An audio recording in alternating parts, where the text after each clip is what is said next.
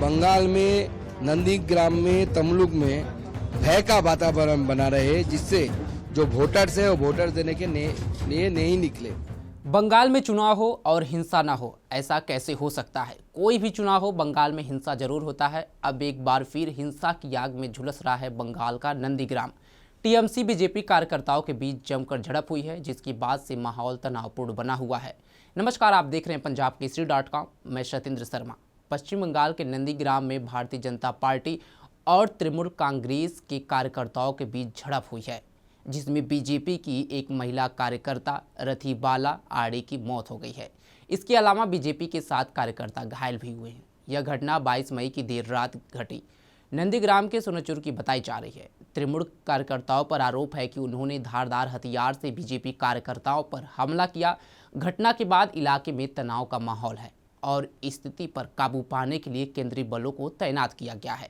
उपद्रवियों के हमले में एक पार्टी कार्यकर्ता की मौत के बाद नंदीग्राम में बीजेपी कार्यकर्ताओं ने आज विरोध प्रदर्शन किया और सड़क अवरुद्ध कर दी।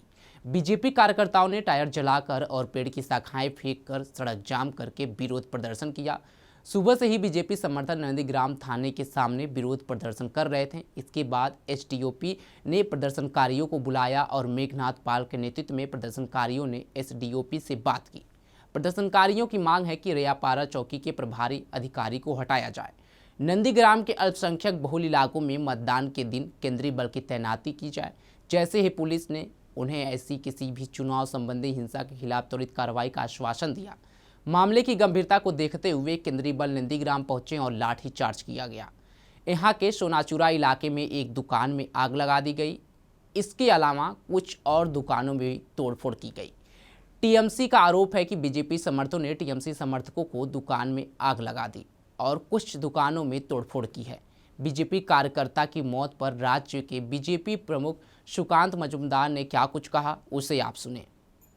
देखिए, ये पूरी तरीके से टीएमसी की जालसाजी है, टीएमसी की करतूत है।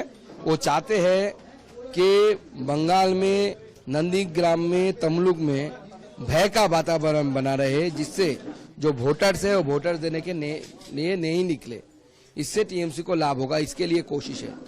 मैं जनता से गुहार लगाता हूं कि आप टीएमसी के इस जो उनका जो षड्यंत्र है इसमें मत पड़िए और डेमोक्रेसी को स्ट्रांग करने के लिए बहुत ज्यादा मात्रा में बाहर आइए, आके वोट दीजिए। वहीं पूर्वी मिदनापुर के काथी लोकसभा क्षेत्र में चुनावी जनसभा को संबोधित करते हुए बीजेपी नेता शुभेंदु अधिकारी ने नंदीग्राम में बीजेपी कार्यकर्ताओं की हत्या का जिक्र करते हुए कहा कि ऐसे समुदाय को 56 साल की महिला की हत्या कर दी गई। क्या आप बदला नहीं लेंगे? उनके बेटे को भी पीटा गया। मैंने उन्हें कोलकाता के एक अस्पताल में भर्ती कराया। मतदान के दिन हर बूथ पर अधिक केंद्रीय बल तैनात रहेंगे। नंदीग्राम मामले पर टीएमसी लीडर शांतनु सेनी ने कहा कि बीजेपी आपस से ही लड़ाई कर रही है। इसका ही नतीजा हुआ कि नंदीग्राम में एक औरत को मार दिया गया और उसके बाद आरोप टीएमसी पर लगा रहे हैं। बीजेपी को पता है कि लोकसभा चुनाव में बंगाल हार रहे हैं, इसलिए बीजेपी वाले ध्यान भटकाने की कोशिश कर रहे हैं। नंदीग्राम हत्याकांड के संबंध में सोशल मीडिया पोस्ट में शुभेंदु अधिकारी ने इशारों में कहा कि यह टीएमसी के राष्ट्रीय महासचिव अभिषेक बनर्जी के भड़काऊ भाषण के कारण हुआ है।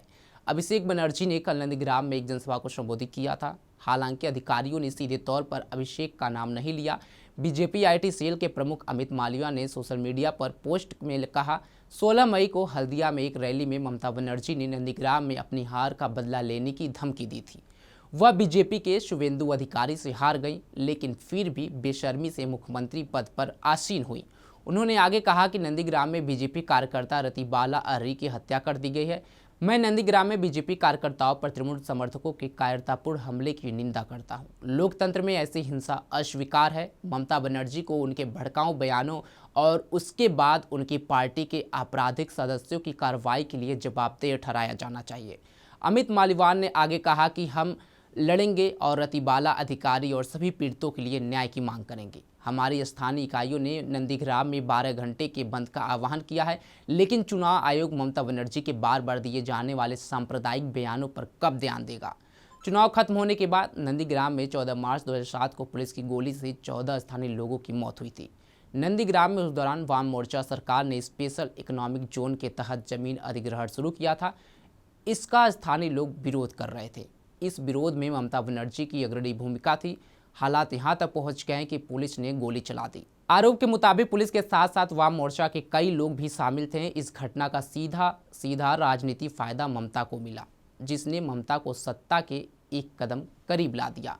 खैर, लेकिन जिस तरह से यहाँ पे चुनाव होते हैं, चाहे प्रधानी का चुनाव हो, विधानसभा का चुनाव है या अब लोकसभा का चुनाव, कोई भी बंगाल में चुनाव हो, इस तरह की हिंसा सामने नजर आती है। इस पूरे मामले पर आपकी क्या राय है, कमेंट बॉक्स में हमें जरूर बताएं। तमाम खबरों के लिए जुड़े रहें हमारे साथ और देखते रहें पंजाब केसरी.com। धन्यवाद।